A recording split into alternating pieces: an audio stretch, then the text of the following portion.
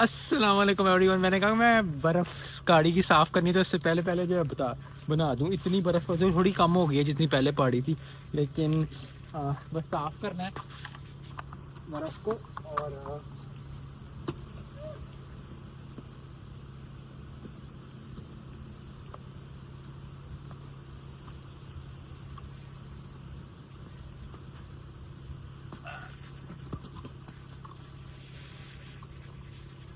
तो मैंने कहा मैं वीडियो बना दूं बर्फ़ को करते करते, क्योंकि ज़्यादा मैं दिखा नहीं रहा, क्योंकि गाड़ियाँ खड़ी हैं, फिर नंबर शो हो जाएंगे तो वो अच्छी बात नहीं होती।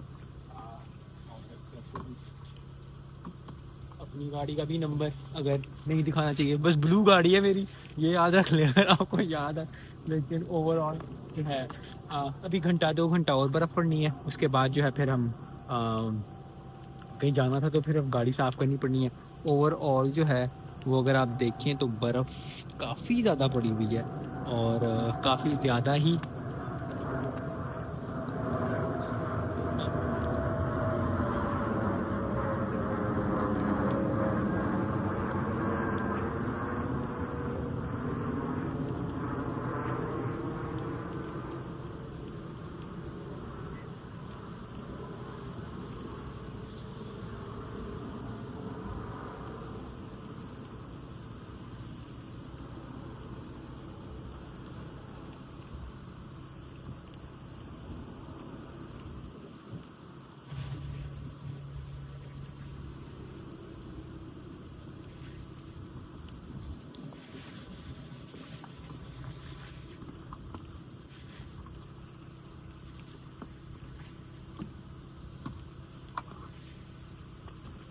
तो थोड़ा बोरा ठंड की वजह से थोड़े बोड़े भी नहीं दिख रहे, थोड़ा बहुत जो है वो वर्कआउट भी हो जाता है ऐसे।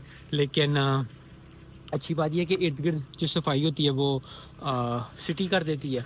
तो बाकी जो है हमने बस अपनी गाड़ी साफ़ करनी होती है, जो कि शुरू शुरू में जैसे अभी 1-2 दिन है, शुरू के जो दिन होते हैं उसमें बड़ी अच्छी लगती है गाड़ी साफ़ करना। बर्फ़ पड़ रही है, बड़ा रोमांटिसाइज जो चीज़ होती है। लेकिन जब फिर 3-4 दफ़ा करनी पड़ती है तो मैंने कहा यार एक्चुअली कम पै गए हैं। लेकिन overall it's a good thing. गाड़ी को भी पीछे करूँगा, फिर निकालूँगा, और फिर जो है थोड़ी बर्फ़ और गिरेगी। ज़्यादातर लोग ये भी करते हैं अमेरिका में कि इधर इधर से गाड़ी साफ़ कर देते हैं, ऊपर से सारी गाड़ियाँ, लेकिन जब फिर वो हाईवे पे जाते हैं, कहीं भी जाते हैं, ऊपर से बर्फ़ गिरती है। तो ऊपर से बर्फ़ ज़रूर साफ़ करें जब भी आप गाड़ी में, कभी भी आप जो है बर्फ़ कर रहे हो। बहुत ज़्यादा लोग नहीं करते, और ये इस पे अक्सर चालान टिकट भी मिल जाती है। तो हाँ बस मैं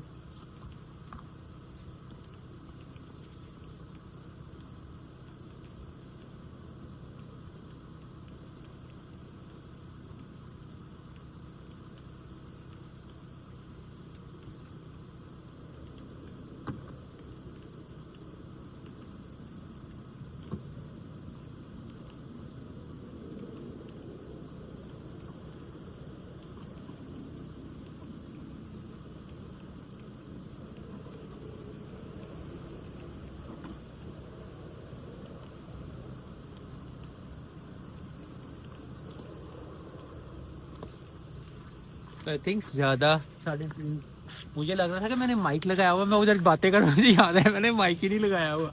तो